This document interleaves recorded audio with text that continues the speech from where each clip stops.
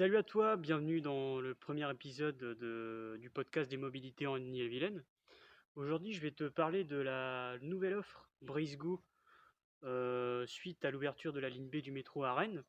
Donc, je te replace un peu le contexte. La ligne B du métro a été ouverte en septembre 2022 et la nouvelle offre Brisgo a démarré le 3 janvier 2023 dernier. Donc, aujourd'hui, je vais te parler des lignes 6 et 10 du réseau Brisgo en Ille-et-Vilaine.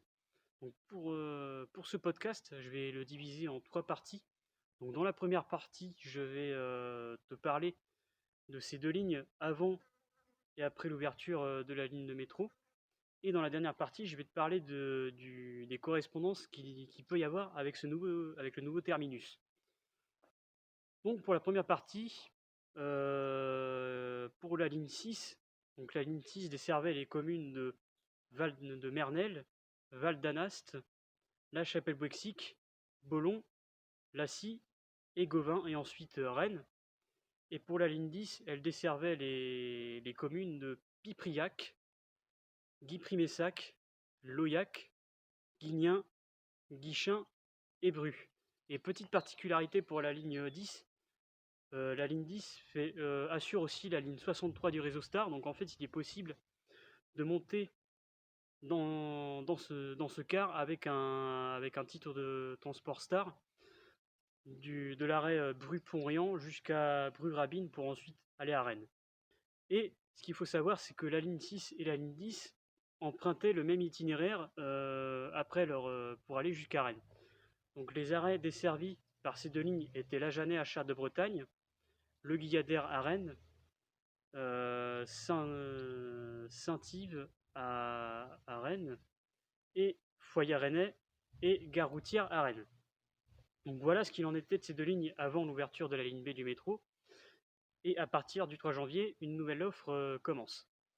Donc la ligne 6 ne roule maintenant qu'entre Bollon et Rennes. Donc elle dessert les communes de Bollon, Lacy et Gauvin.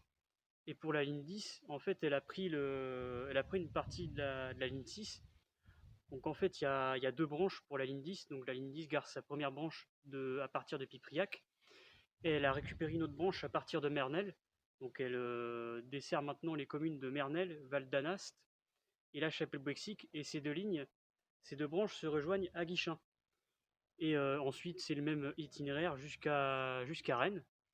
Donc pour ces deux lignes, quand elles ont desservi la commune de Gauvin pour la ligne 6 et la commune de Bru pour la ligne 10, elles empruntent le même itinéraire. Donc là, cette fois, elles vont directement au nouveau pôle d'échange de Saint-Jacques-Guettet, qui est leur nouveau terminus. Et puis la ligne 10 est prolongée aussi jusqu'à la gare routière à certaines heures.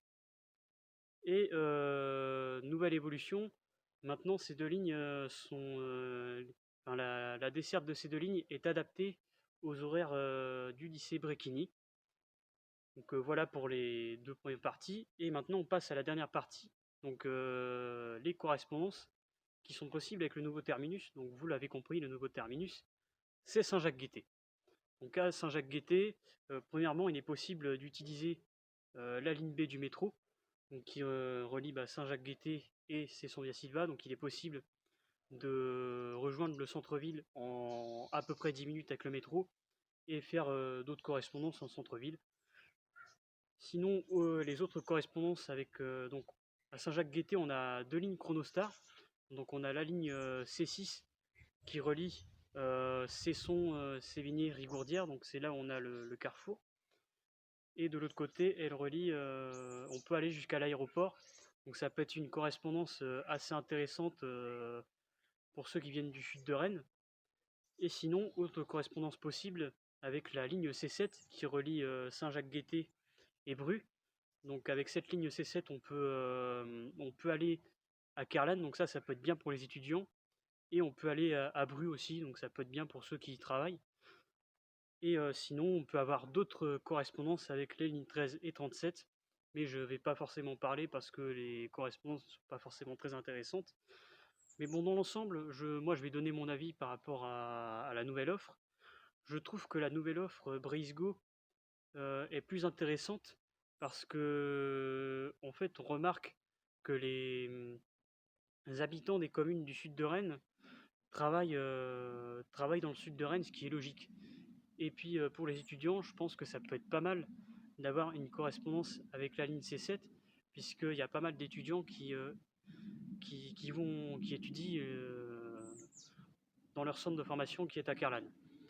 Et sinon, correspondance intéressante avec la ligne B du métro, forcément, pour pouvoir aller au centre-ville et pouvoir aussi aller à l'université Rennes, qui est plutôt côté Cesson, on va dire. Donc ça peut être intéressant aussi. Comme ça évite de faire plusieurs changements, comme c'était le cas avec l'ancienne offre. Donc voilà, on en a fini avec ce premier podcast des mobilités. Donc j'espère que celui-là t'a plu et on se retrouve pour une nouvelle vidéo très prochainement. Et puis à bientôt. Salut!